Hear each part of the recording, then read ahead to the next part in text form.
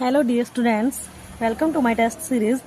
आज हम करेंगे EMRS के टीचिंग एप्टीट्यूड के लिए स्टेजेस और टाइप्स ऑफ लर्निंग, अधिगम के चरण या प्रकार।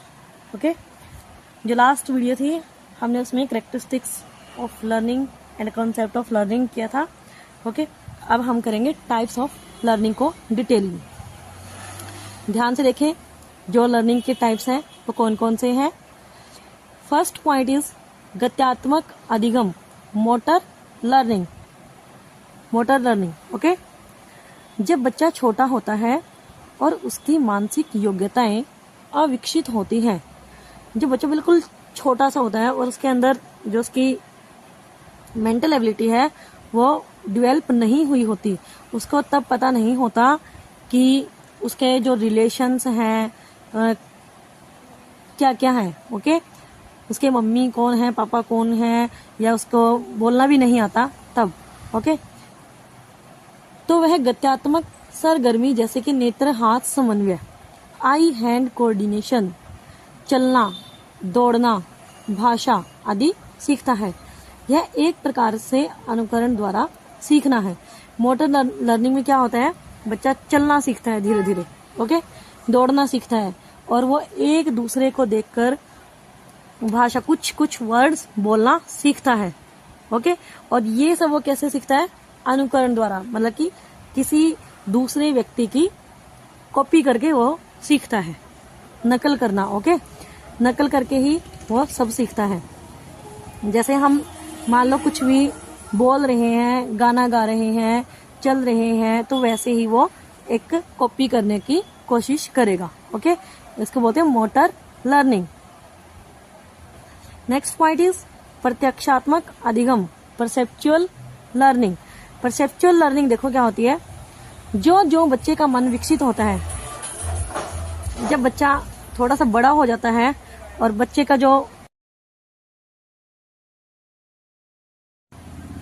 जो मन है वो डेवलप हो जाता है, डेवलप होने लगता है, उसकी जो बुद्धि है वो विकसित होने लगती है, वह अपना प्रत्यक्ष ज्ञान सीखता है, भिन्न भिन्न ज्ञानेंद्रियों द्वारा संवेदना प्राप्त करता है।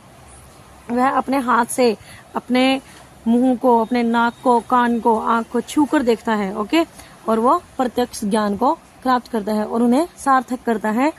इसका भाव यह है कि उसके गिर्द पड़े पदार्थ उसके लिए अर्थपूर्ण होते हैं। कोई खिलौने पड़े हैं, ओके, कोई भी वस्तु रखी है, तो उसके जो आसपास कोई भी चीजें रखी होती हैं वो उसके लिए अर्थपूर्ण हो जाती हैं और वह उन्हें प्रत्यक्ष देखता है।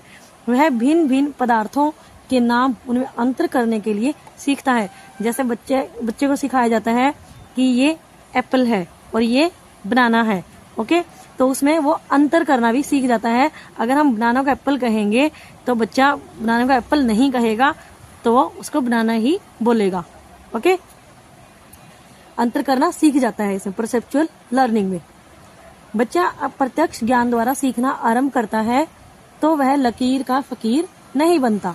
बच्चा अपने दिमाग का प्रयोग करता है और सूझ द्वारा अपनी समस्याएं हल करता है। ऐसा नहीं है कि जो बच्चे को, अगर हम कोई भी, जैसे अभी जो एग्जाम्पल दिया है एप्पल को बनाना, अगर उसको बोलेंगे तो एप्पल को बनाना नहीं बोलेगा,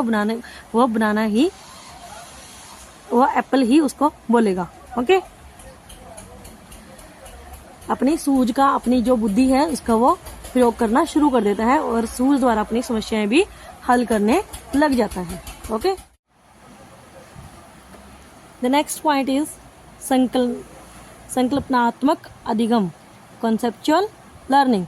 ओके, इस अवस्था में मानसिक योग्यताएं काफी विकसित हो जाती हैं और बच्चा अपने विचार तथा धारणाएं बना लेता है। जो मानसिक योग्यताएं होती हैं, आपकी जो मेंटल एबिलिटी होती है, उसमें काफी विकसित हो जाती हैं। ओके, और बच्चा अपने विचार तथा धारणाएं बना लेता है। उसको हर एक कॉन्सेप्ट का पता चल जाता है कि ये क्या वस्तु है और ये क्या वस्तु है, इसका क्या यूज है और इसका क्या यूज है।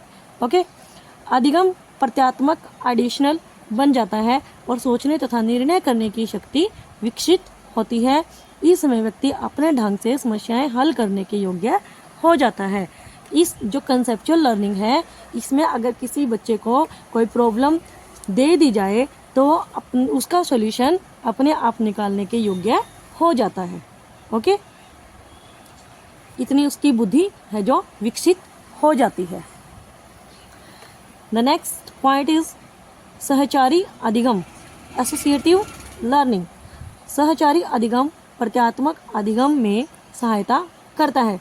जो सहचारी एसोसिएटिव लर्निंग होती है वो एक मतलब कि जो उसने पहले जो लर्निंग में स्किल्स हासिल कर ली है, motor learning, perceptual learning, conceptual learning, तो उसके बाद धीरे धीरे जो उसके पास ज्ञान इकट्ठा हो जाता है तो उसी से जुड़कर वो एसोसिएटिव लर्निंग वाली स्टेज में पहुंच जाता है। इस समय धारणाएं पूर्व धारणाओं से जुड़ जाती हैं और ज्ञान इकट्ठा हो जाता है। Okay, the next point is प्रशंसात्मक अधिगम, एप्रिशिएशनल लर्निंग। प्रशंसात्मक अधिगम प्रभावशाली पक्ष की ओर होता है।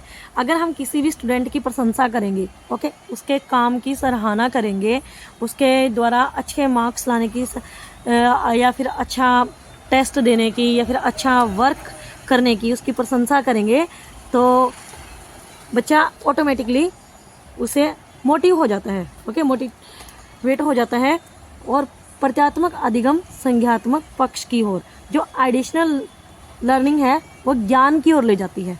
ओके, ये प्रभावशाली पक्ष की ओर ले जाता है। अगर हम अप्रिशिएट करेंगे तो उसे का बच्चे पर प्रभाव पड़ेगा। और जो एडिशनल लर्निंग होती है, बच्चा जो सोचने समझने की शक्ति होती है वो ज्ञान के ऊपर बेस होती है।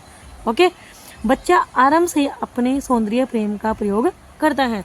बच्चा जो आरंभ से ही अपने आप को सुंदर, जैसे मिरर में देखकर अपने आप को सुंदर समझता है, सुंदर बताता है, तो अगर कोई भी दूसरा व्यक्ति उसकी प्रशंसा करता है तो वो उसके ऊपर इफेक्ट डालता है। ओके,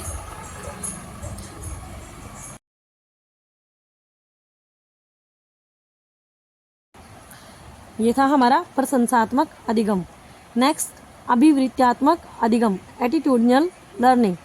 बच्चा कुछ व्यवहार तथा माता पिता के प्रति प्रेम का व्यवहार, अपने परिवार के स्वामित्व प्रति व्यवहार तथा अध्यापक प्रति आदर का व्यवहार सीख जाता है।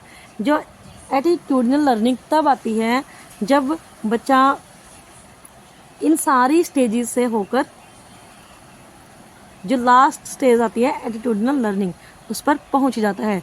बच्चा धीरे धीरे उस पर अपने जो माता पिता हैं, अपने आस पड़ोस के लोग हैं, अपने टीचर्स हैं, अपने रिलेटिव्स हैं, उन सब के प्रति रिस्पेक्ट करना सीख जाता है अथवा ये व्यवहार उसमें विकसित होते हैं। ये थे हमारे स्टेजेस और types of learning. Okay,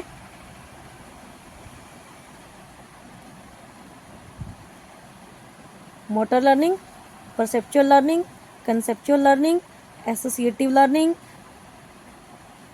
एप्रिशिएशनल learning, attitudinal learning. Okay, I hope आपको हर पॉइंट बिल्कुल अच्छे से आपको समझ में आया होगा। ओके, जो नेक्स्ट वीडियो रहेगी उसमें मैं आपको शिक्षण एवं अधिगम में संबंध, देखो हमने जो लर्निंग का कॉन्सेप्ट था और टीचिंग का कॉन्सेप्ट था, अलग अलग हमने अच्छे से उनको समझ लिया है। आगे हम इनके रिलेशन के बारे में बात करेंगे।